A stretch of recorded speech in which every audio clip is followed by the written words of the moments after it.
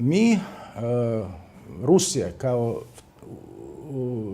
stalni član Saveta bezbednosti Ujedinjenih nacija, pažljivo prati proces pronalaska rešenja za ovaj problem. I naš principijelni stav ostaje neizmeničan.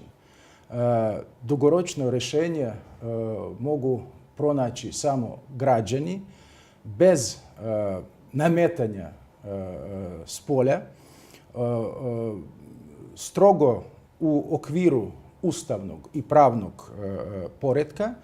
Ona se mora bazirati na širokoj javnoj podršci i mora se osnivati na principima i normima koji su sadržani u Ustavu Povelje Organizacije Ujedinjenih nacija.